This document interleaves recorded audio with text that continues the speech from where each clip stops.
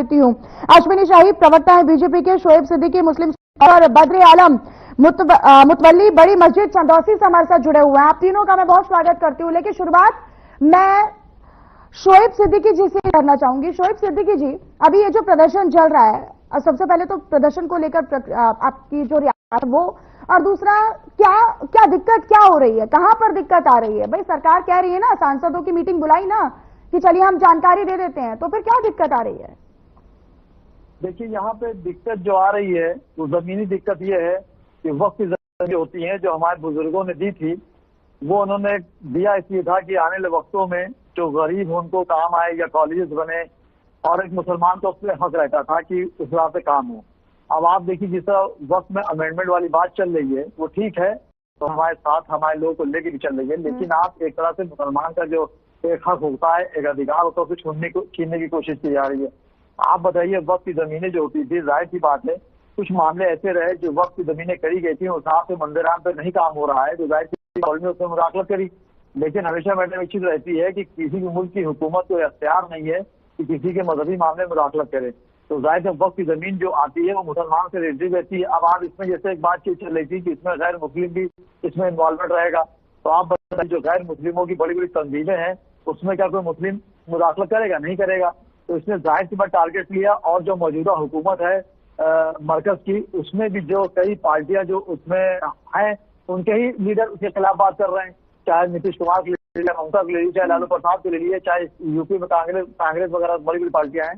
कुछ पार्टियां जाहिर से इनकार कर रही हैं। तो मेरा ये गुजारिश है, तो आप ये कह रहे हैं ना कि कोई दिक्कत नहीं है, चलो अवैध नहीं है और इलीगल जमीनें नहीं है, वक्त के पास, मतलब आपकी टोटल ये दिक्कत है कि वक्त कोई छुए नहीं, उस जमीन को कोई छुए नहीं।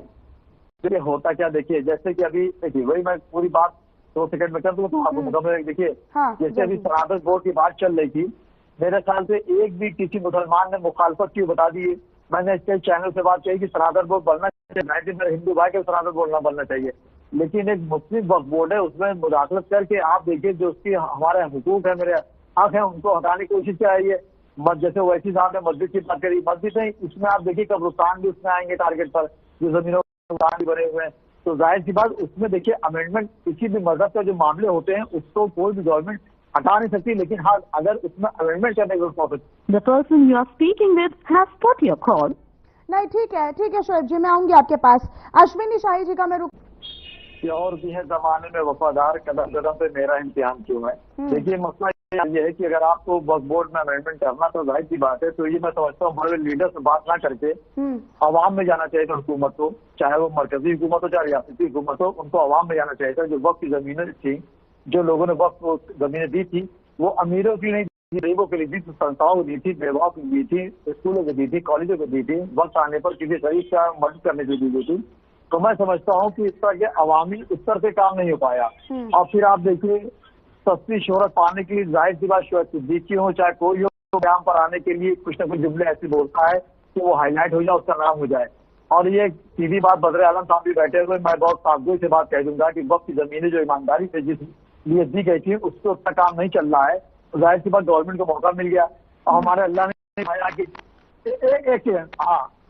मेरे अल्लाह ने भी फरमाया है कि जब तुम अपने ईमान से भड़क जाओगे तो हम दूसरी हुकूमतें मुसल्लत कर देंगी। तो हमें लगता है वजीर आजम मोदी जी को और वजीर आजम योगी जी को अल्लाह ही ने हमारे लिए भेजा हो, तो इसमें राय नहीं है। तो हमने जो कुछ कमियां थी वो मंजर-ए-आम पर आ गई। मेरी सिर्फ गुजारिश ये रहती है, हमेशा रहती है, आपके नेशनल टीवी आपका है, कि मुल्क के वजीर आजम से मेरी गुजारिश है और वजीर आला से योगी जी की गुजारिश है, दोनों लोग बहुत स्ट्रिक्ट हैं, बहुत सख्त है, लेकिन सही फैसला लेते हैं, निष्पक्ष जांच की।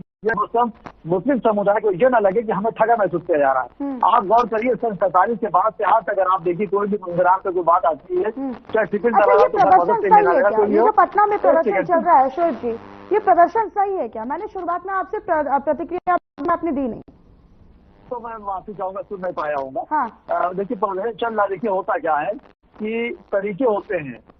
अगर आपको कोई चीज आपको मुखालफत कर रही है तो उसके तरीके होते हैं। ये तो तरीका ये है कि आप बोले जंग जैसे हालात हो गए हैं प्रदर्शन की आड़ में, चलिए ठीक है, आप कितना ही बड़ा प्रदर्शन कर लीजिए, संविधान में अधिकार है ना प्रदर्शन करने का। जी वही मैं कह रहा हूँ। हाँ बिल्कुल सही है। देखिए जंग जैसे हालात बनेंगे, इस तरह कहे कि आप मुल्क के माहौल को खराब कर अभी होली गुजरी है, मेरे लाखों मुसलमानों ने होली में शिरकत की, मैंने भी शिरकत की। ठीक है, बद्र आलम जी से मैं इस पर